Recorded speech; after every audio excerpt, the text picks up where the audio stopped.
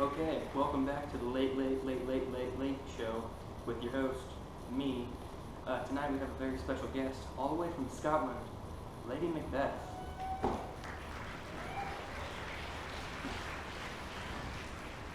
Now, I have a few questions for you, if you don't mind. I guess that's okay. How was it that you reacted when you found out that your husband, who was already Thane of Glamis, was now to be called Thane of Caldor? And even further, that he might also become king. Well, if I remember correctly, after I had read the letter that he sent, I said to myself, Glamis thou art, and Caldor, and shall be what thou art promised? Yet do I fear thy nature. It is too full of thy milk of human kindness. To catch the nearest way, thou wouldst be great. Art not without ambition, but without the illness should attend it. What thou wouldest highly, and would thou wholly. Wouldest not play false, and yet wouldest wrongly win. Thou wouldst have great Glamis, that which cries, thus thou must do, and if thou have it, and that which rather thou dost fear to do, then wishes should be undone. He thee hither, that I may pour my spirits in thine ear, and chastise with the valor of my tongue, and all that impedes thee from the golden round, which fate and metaphysical aid doth seem to have thee crowned with hail. Sounds to me like you wanted him to become king, but you didn't believe that he had the guts to do what would have been necessary to be done. I do believe that is somewhat true. I know that you and your husband were very close to the former king, Duncan. Can you tell me about the night that the king died? Yes, we were very close. The night he died, he actually came over to stay for us that night. I knew that would be our only chance to become true royalty, and I said to my husband, "Oh, never shall that morrow see your face, my Thane. It is a book where men may read strange matters, to beguile the time. Look like the time. Bear welcome in your eye, your hand, your tongue, look like the innocent flower.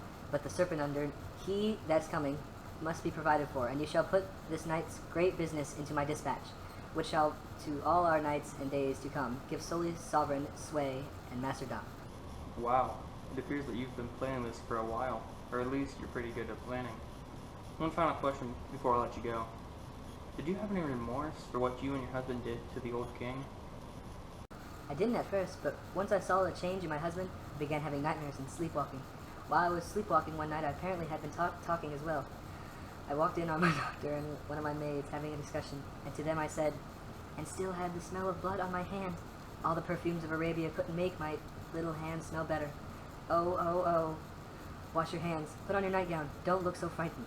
I tell you again, Banquo is buried. He cannot come out of his grave. To bed, to bed. There's a knocking at the gate. Come, come, come, come. Give me your hand. What is done cannot be undone. To bed, to bed, to bed. That sounds like a serious case of gout you got there. Well, I hope everything turns out well for Well, we'll be right back after these messages with a whole new guest, Macbeth himself. You want water? Here's some water. The one that I have you put on me. No.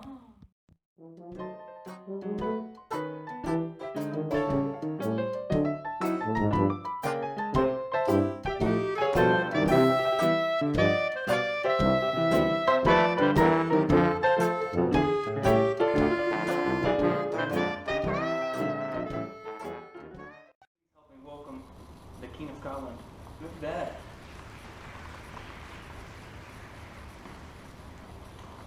Now, I have here a quote from our king, Duncan. In it, he speaks very highly of you, from what I can tell. He says, "True, worthy Banquo, he is full so valiant, and in his commendations I am fed. It is a banquet to me. Let's after him, whose care is gone before to bid us welcome. It is a peerless kinsman." Do you have to bring up my dead predecessor? His death is still very recent in my heart. I feel as though it is my duty to do, since it has recently been discovered that you and your wife were the perpetrators of the murder of King Duncan. Duncan clearly stated that he believed that you had no equal. How does it make you feel that you killed him? You know that I don't have to be here, being hung out to dry. How does it feel to know that the king once said this to your wife? "Give me your hand. Conduct me to mine house. We love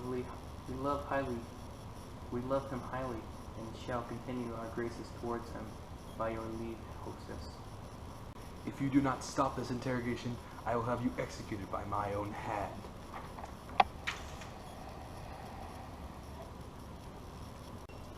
It was even recorded that you said this in regards to Duncan. The rest is labor which is not used for you. I'll be myself the harbinger, and make joyful the hearing of my wife with your approach, so humbly take my leave. Now, would you like to touch up on that? This is outrageous. I'll kill you myself. I'll be right back after this break.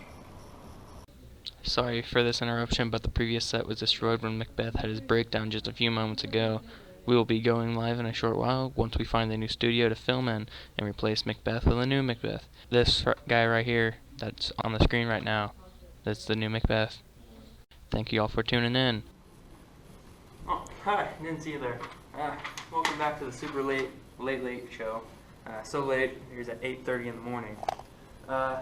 Sorry about that interruption again. You know that previous guest that was just here? He destroyed the entire set. Can you believe that guy? So we have this brand new set, but please help me welcome our next guest, Macbeth. How you doing? How you doing? Good. Why wouldn't you have told me my wife died? She should have died hereafter. There would have been a time for such a word. Tomorrow, and tomorrow, and tomorrow. Creeps in this petty pace from day to day. To the last syllable of recorded time, and all our yesterdays have lighted pools. The way of dusty death, out brief candle. Life's but a walking shadow, a poor player that struts and frets his hour upon the stage, and then is heard no more. It is a tale told by an idiot, full of sound and fury, signifying nothing. I'm sorry to put you through that. I knew that once you were given the news, you would snap immediately. Now please, can you explain what you meant when you said to your late wife, "There's comfort yet. They are assailable.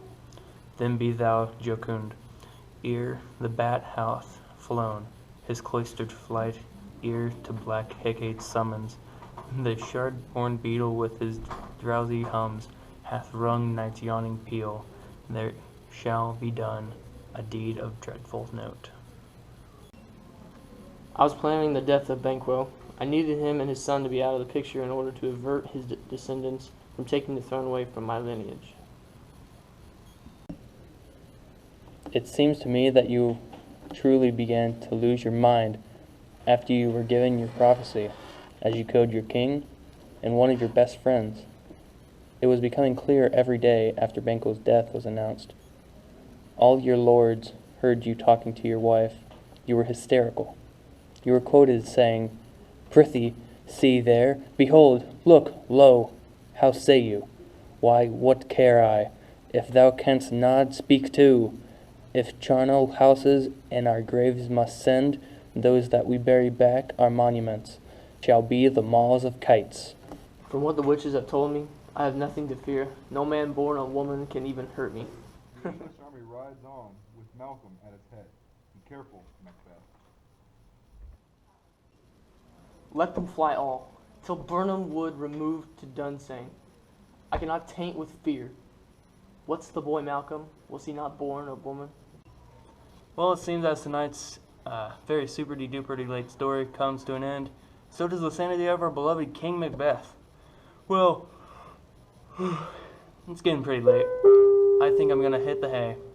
This has been the late show with your host of the Thane of Fife himself, Macduff. Good night, everybody.